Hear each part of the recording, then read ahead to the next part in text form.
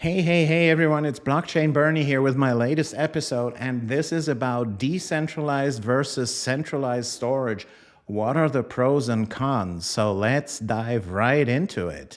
So, in the digital realm, storage is paramount, right? We need storage everywhere. So, today we embark on a journey to explore centralized versus decentralized storage. Which reigns supreme? Before we get started, don't forget to like and subscribe. It is super important for the YouTube algorithm. We want to get that content out to as many people as possible. So thanks in advance. And also leave me comments here, right? So I'd love to engage with you. If you have any questions here or comments or see things differently or just agree or just want to say thanks, please leave me a comment there so that I can engage with you guys. All right, so for decades, centralized storage has been the status quo. Imagine a massive library, one place holding vast information. But with great centralization comes great responsibility and vulnerabilities, single points of failures, hacking risk, control in the hands of few.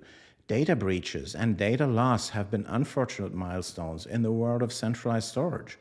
Credit card data, social security numbers, whole identity, nude pictures have been stolen off of centralized storage of pretty much every major player in the business. So enter the world of decentralized storage and envision countless mini libraries distributed globally, each holding fragments of data. If we talk about decentralized storage, let me make the wording clear, right? So sometimes it just means the storage is stored in a decentralized way, but it's still controlled by one centralized instance, right? So the word decentralized, when you read it somewhere, when someone talks about decentralized, always ask and try to find out what sort of decentralization they mean. Because 90% of the time, they just mean geographic decentralization or, many people in different places doing some work, right? But it usually goes all to one central organization, right? And there is even decentralized storage. One example, popular example, is the popular storage platform, Storj, Storj, right? It is decentralized because you store it and Tom stores it and Sally stores it all on their drives. Very decentralized. They get paid in tokens, but all the storage goes to one central organization. It's just a centralized company that owns all the storage capacity, and they sell it in a centralized way. You can pay with a credit card, right? And they get money, their customers pay them with a credit card, and you do the work for them, and you get paid in tokens, right? So that is not the decentralized that I'm talking about today. It's only decentralized work, but it's not decentralized control, right? So with decentralized control, you own your data. You get back the ownership of your data, right? And that's what we all want, right? We don't want to do the work decentralized and get paid in some tokens, but then some centralized guys profit all of it off of it, right? That's not what I call decentralized. Well, they call it decentralized, and probably they have a right to call it decentralized, but you have the obligation to think about what form of decentralized do they mean. Don't get sidetracked or blindsided by any of these guys, right?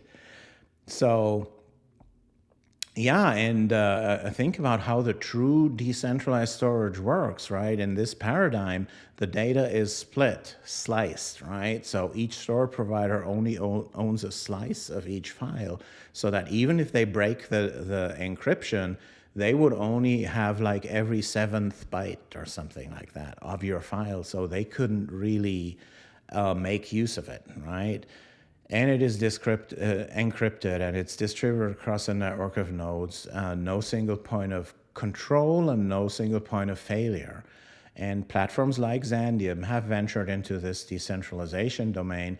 There are others that have done that decentralized storage, but they have done standalone storage. They don't do it with programmability, right? They don't do it for smart contracts, because smart contracts are eating the world right now, right? It was that old saying that says software is eating the world, but software is now running on the blockchain, well, in which case it's called smart contracts, right? But these smart contracts don't have access to a storage layer right now, right? So Xandeum is so much different from like Filecoin and SC Prime and, Storage, STORJ, and all the others, because we're adding a storage layer to code that's running on the blockchain. And that's what we need to make Web3 a reality, right?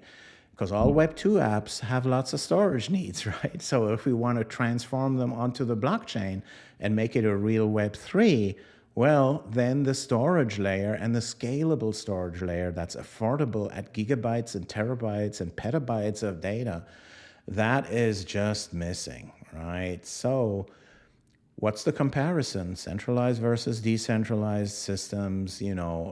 Centralized storage will always have its place. It's nothing bad, right? It just means you need to be sure that someone has centralized control over it, and they can censor you. They might even tamper with it if they wanted to, and things like that. So you'd have to trust that third party where you store your data. Whereas with true decentralized control, it is all engraved in the blockchain. There is no way of tampering with it or censoring anyone or stuff like that. All right.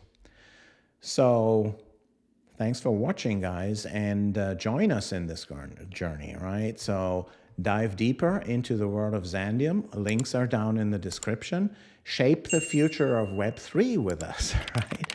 Because only with a scalable storage layer, Web3 can be a reality.